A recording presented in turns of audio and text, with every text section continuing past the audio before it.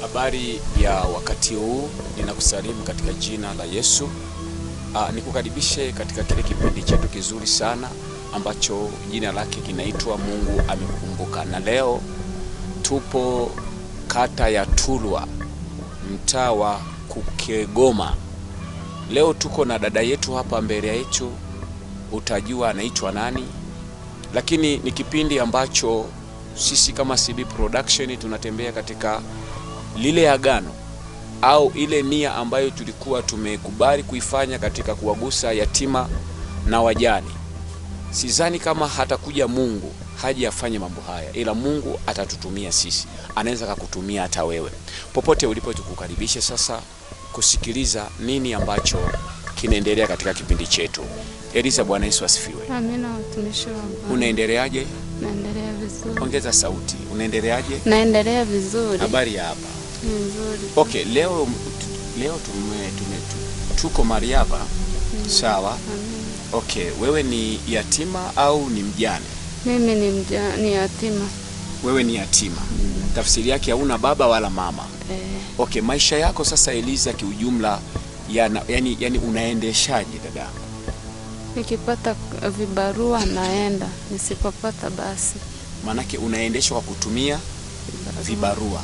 Sasa ukikosa kibarua huwa unakutana na changamoto gani? Yaani unakuta sipati hata chakula. Upate hata chakula. Okay. Sasa hapa unapoishi ni nyumbani kwako? Sio kwangu. Ni sehemu ya nani? Ni ya mtu aliyonipa, nafanya usafi. Hapa umewekwa tu, ni sehemu ya kuwekwa unafanya usafi. Okay, una mtoto?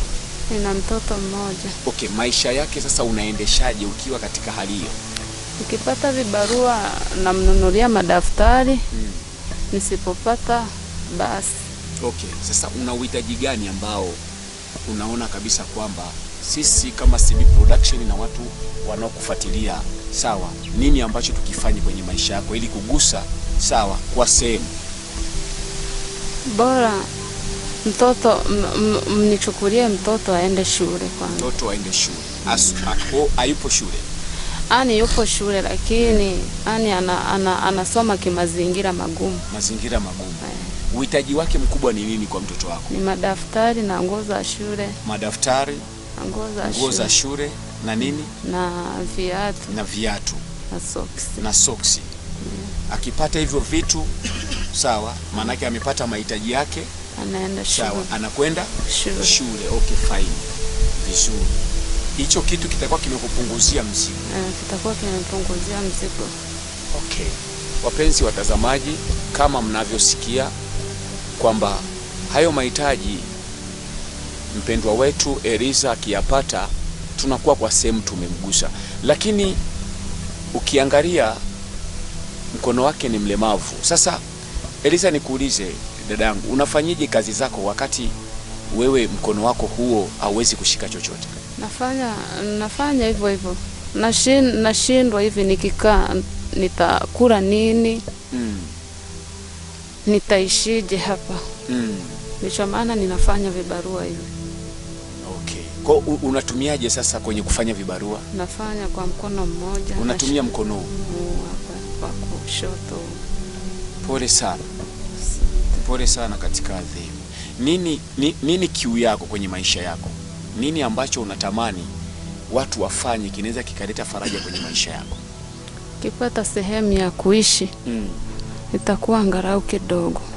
Sehemu ya kuishi ambayo ni ya kwako kabisa. Hicho kitu kitakuletea faraja sana kwenye maisha yako.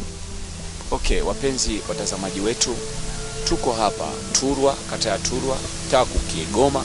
Tuko na mpendwa wetu Eliza, na mazingira haya unavyoyaona, hii ni sehemu tu amepewa na Msamaria mwema ili aweze kujistiri hapa, sio sehemu yake. Na mimi tu nikuombe, namba zetu zinapita hapo chini. Sisi tunapatikana Tarime mjini, Lebu Center opposite na Otiso. Tupigie simu. Wewe ni mdau, wewe ni shirika, wewe ni mtu ambaye Mungu amekupa nafasi ya kuwa na vitu vingi, unaweza ukashirikiana na sisi tuweze kumtoa hapa Eliza ambapo yupo. Sasa Eliza, una neno gani la mwisho la kuambia wanaokufuatilia katika kipindi chetu? Mimi ninawaambia kwamba, ongeza sauti. Mimi ninawaambia kwamba wakifanya hivyo nitashukuru sana, nitawashukuru sana na Mungu atawabariki na chochote watakachotoka kwa ajili yangu mimi. Mungu atawabariki na Mungu atawainua.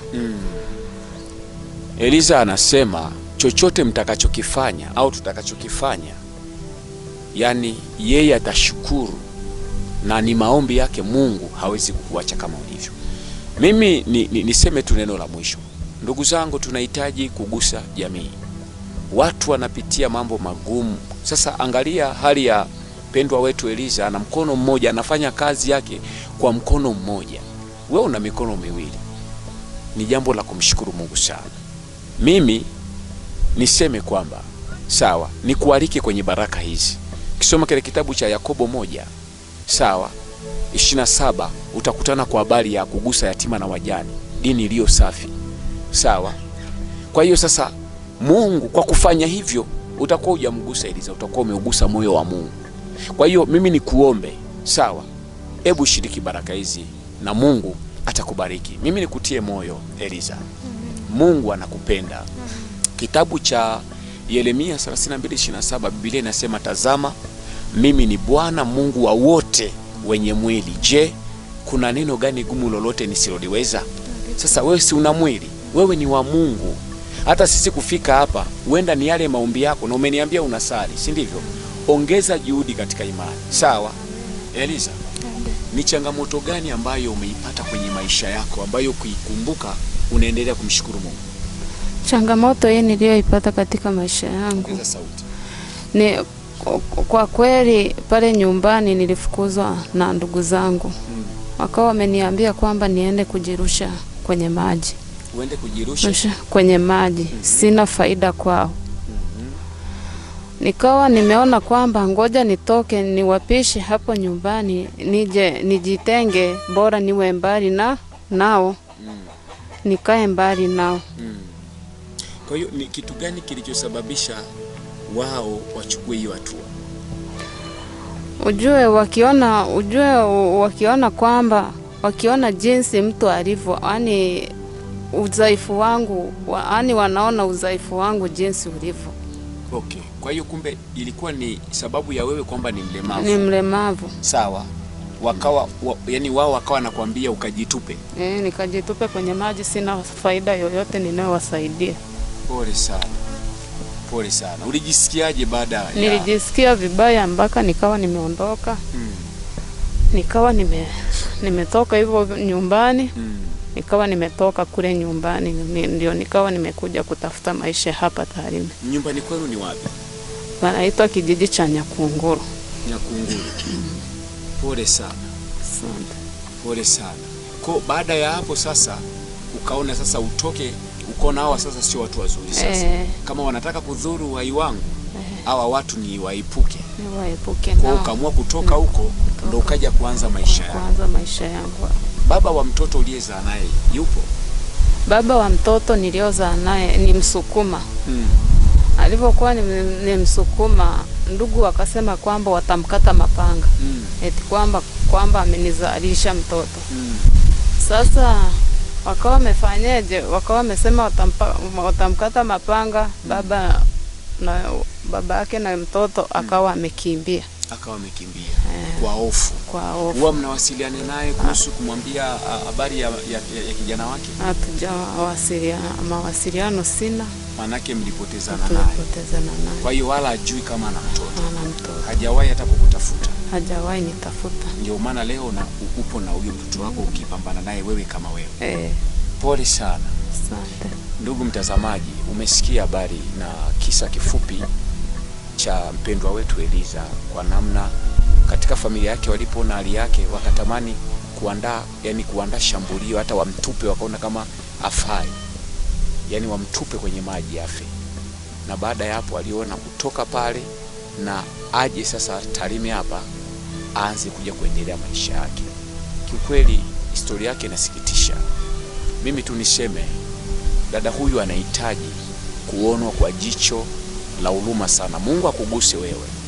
Dada na mahitaji yake mengi, lakini sisi kama CB Production kwa kile ambacho Mungu ametusaidia tutakifanya kwa ajili ya mtoto, kuhusu sasa mtoto kufanya marekebisho ya mtoto aende shuleni. Tutanunua mahitaji yake, tutanunua uniform, tutanunua madaftari, kwa sababu tunaamini katika elimu. Wenda huyo kijana atakuwa kiongozi mkubwa akaja kasaidia jamii pia, wenda ndo rais wetu anayekuja tena. Kwa hiyo kuna jamii inahitaji kuguswa.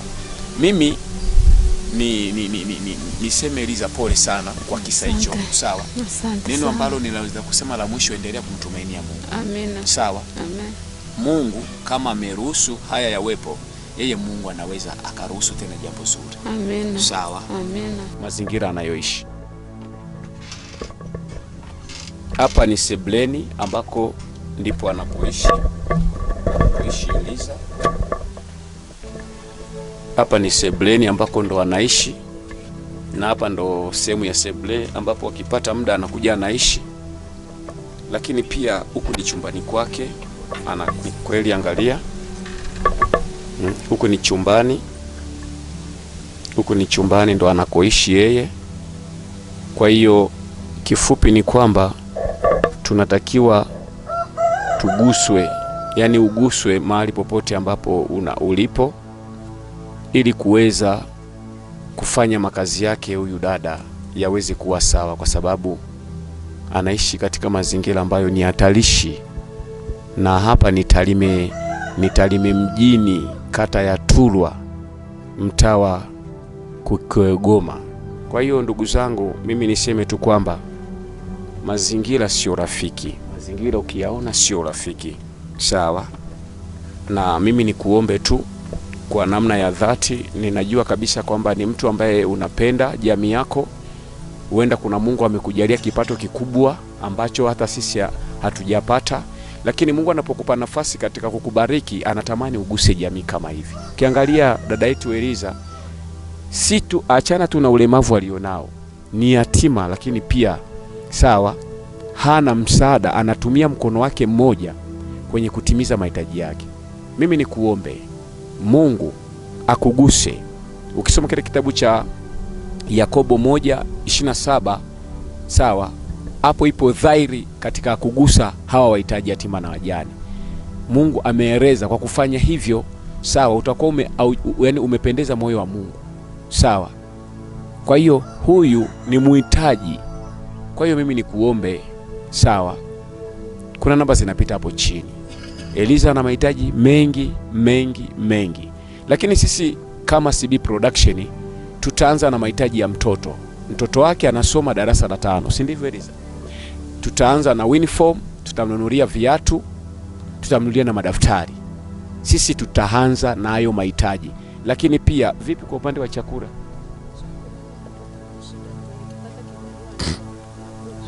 Ukipata kibarua ndio unakula, usipopata basi. Angalia sasa vitu kama hivyo, asipopata basi. Sawa. Kwa hiyo sisi tutakachokifanya kama CB Production, sawa, tutafanya hayo mahitaji ya mtoto, lakini pia tutamtafutia chakula, sawa, ili aweze kupata nguvu, aweze kufanya mambo yake. Mungu akubariki sana. Tunakupenda sana. God bless you. Amen.